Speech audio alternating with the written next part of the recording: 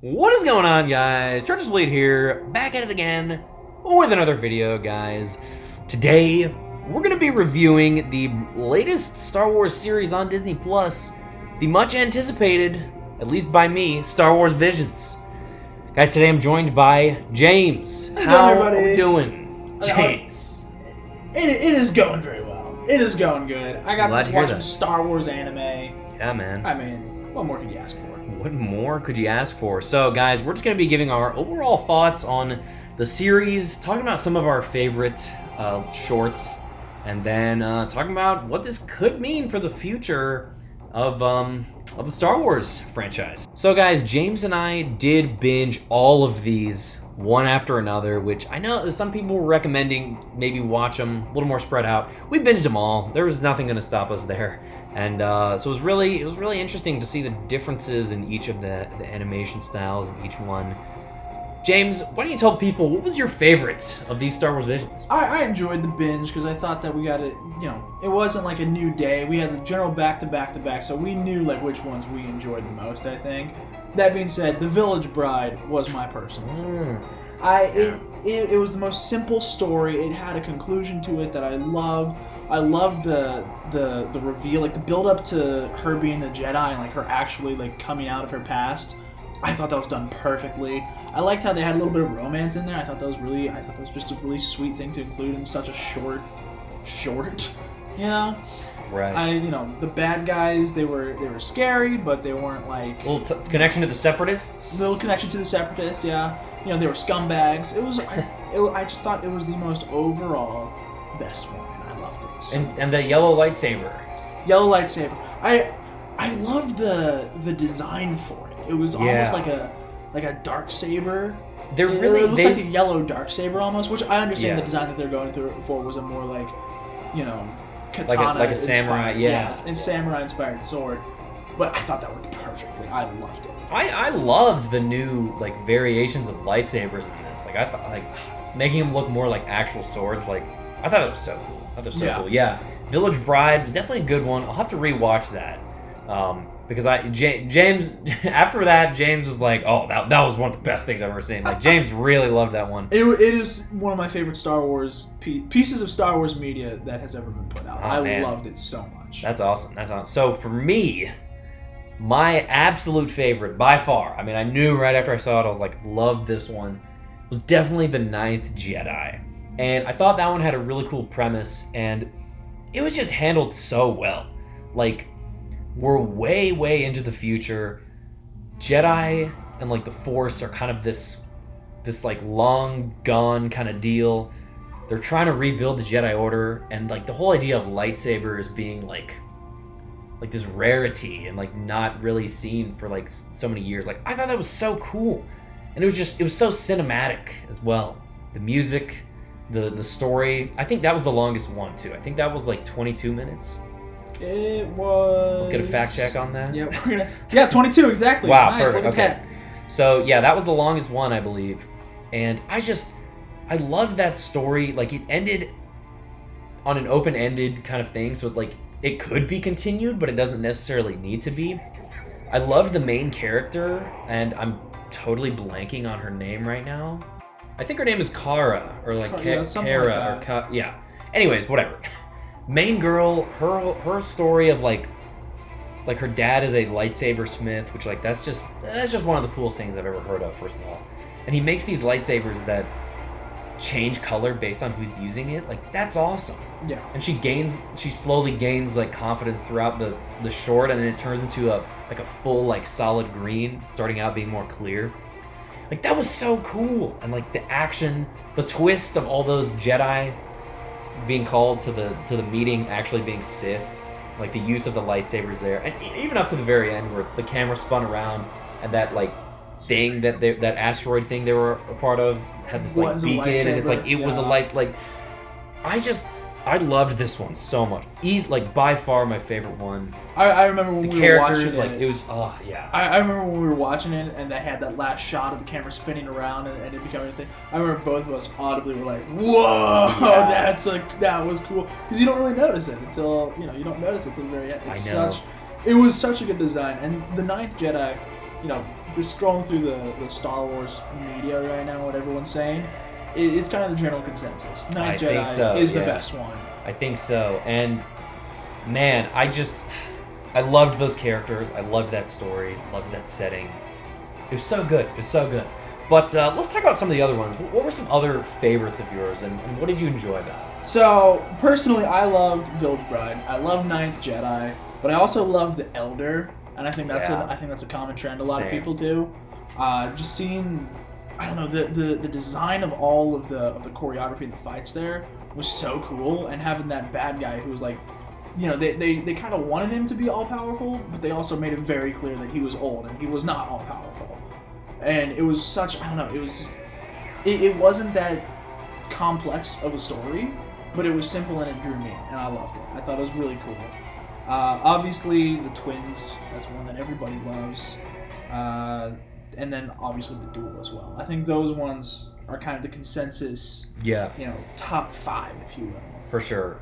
Yeah, the duel, man, I love the duel. That was a great one to start off on. Great one to, like, hook you in. It was, like, so awesome how they just based it on, like, old samurai movies that inspired Star Wars. Yeah. And it's, like, it's black and white, except for the red of the lightsabers. Like, the fighting was so cool. Like, the whole character was so cool. It's like, is he good? Is he bad? Like, and it was just, it was that, you know, a lot of these were, like, fairly simple, right? But just so, they just draw you in, and they're so, like, such interesting concepts, such creativity.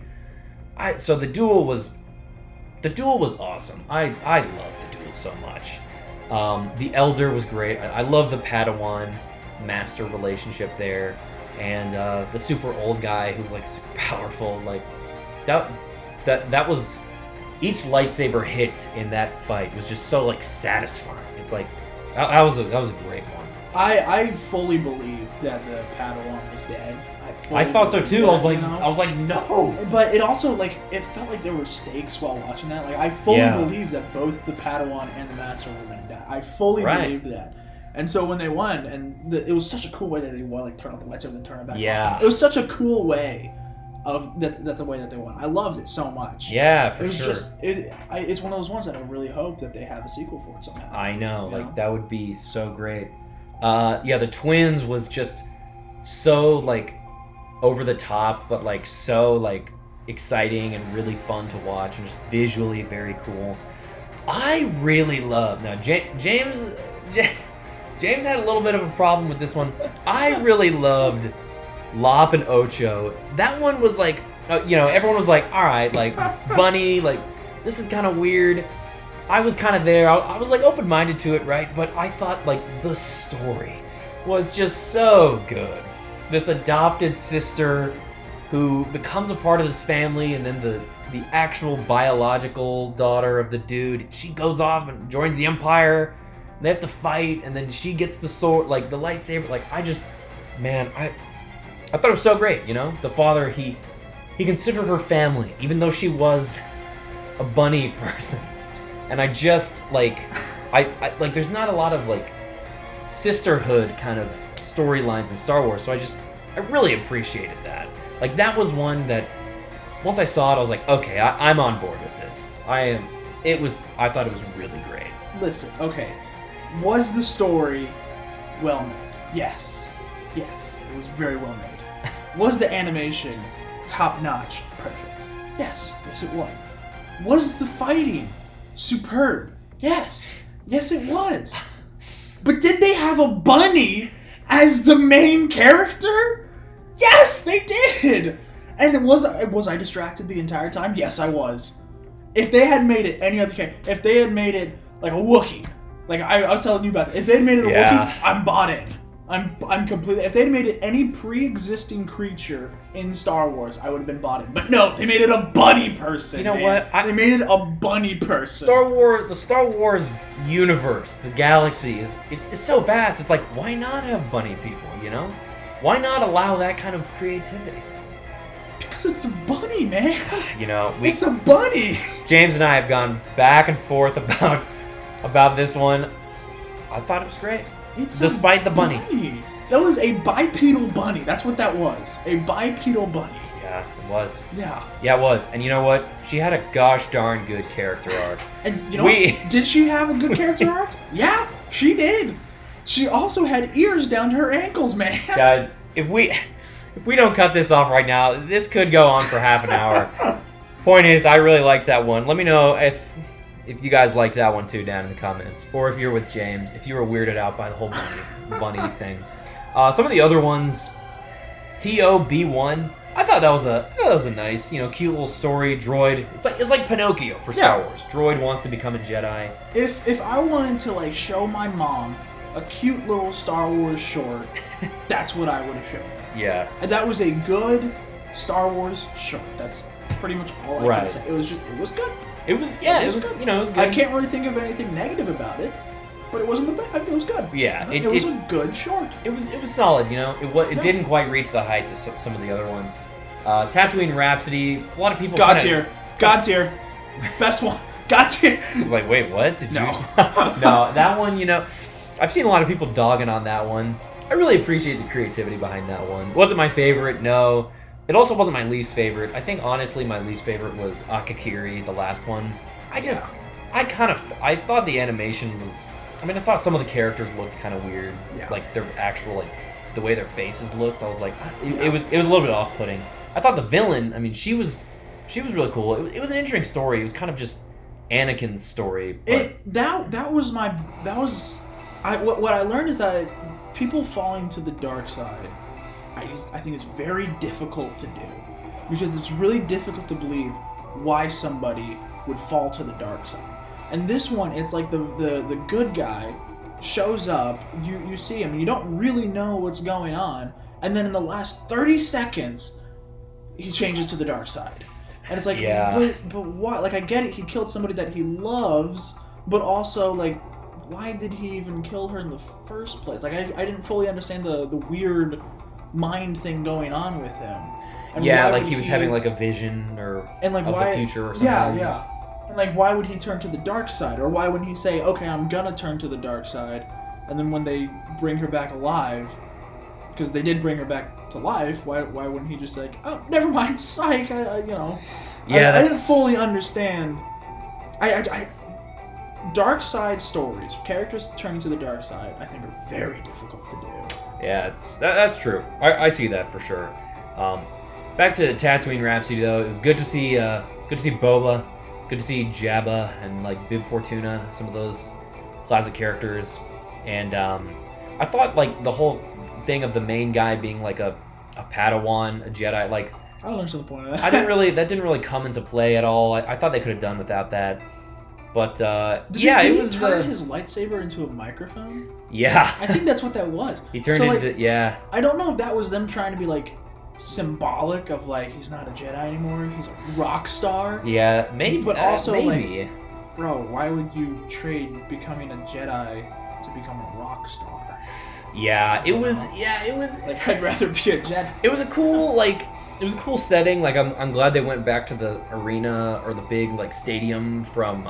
That was cool. From the Phantom Menace, the pod race. That was cool, but yeah, overall, like those three, Tatooine Rhapsody, Akakiri, and TOB1. TOB1, I think I'd put a little bit above those other ones. Yeah.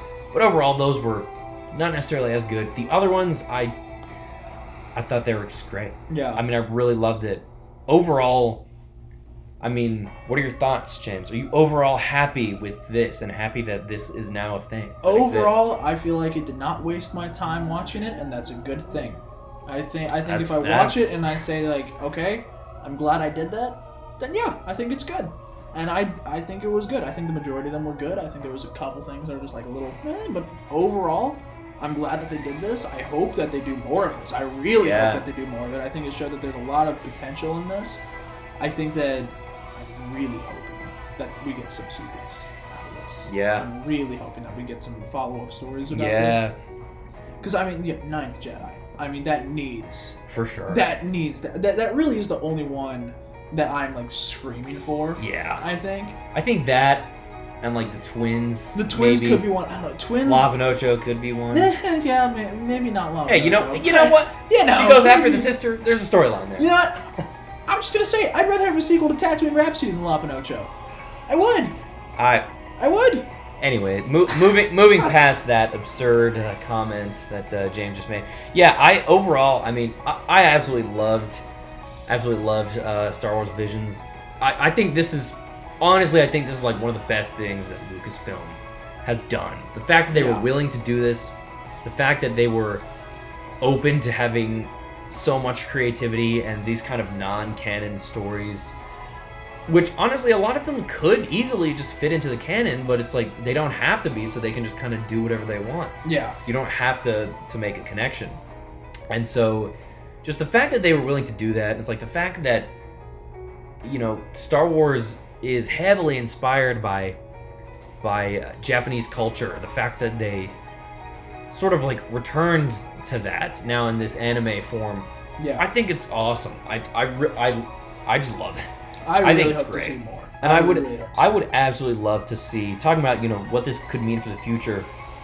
I'd love to see a season 2 of this. I hope the interest is high enough so that they'll do a season 2.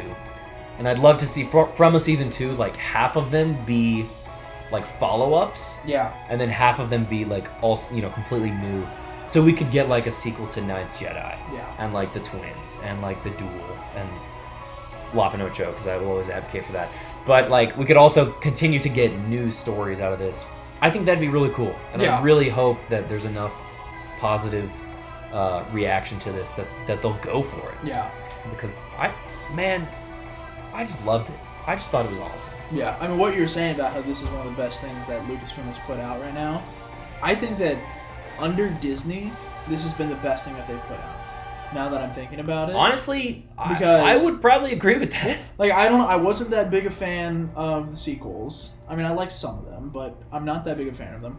You know, Star Wars Battlefront 2, you can say is a good game now, but I mean, for the first, you know, half. But that's that's also like a video game, so that's not really like. It's not really Disney, but if you want to say it is Disney, right. You can say the first half of it sucked, anyways. You know. Yeah. And so, but this is really one of the most consistent, best things that I think Disney / Lucasfilm has put out in a long time. Definitely I think so too. Disney has. I think this is just this has got to be like one of my favorite things from Star Wars, like for sure. Just because of the creativity of it all, like the stories they were able to tell, like I think I mean, this was great, and you know what this could mean is that they're open to more. I saw something on Twitter, so you know it's true right now. Yeah, but obviously. I saw something that was saying like Lucasfilm is open to doing more non-canon stories. You know, if this kind of thing does well. Because they're really focusing on connecting a lot of stuff with a lot of the live-action series that are coming up.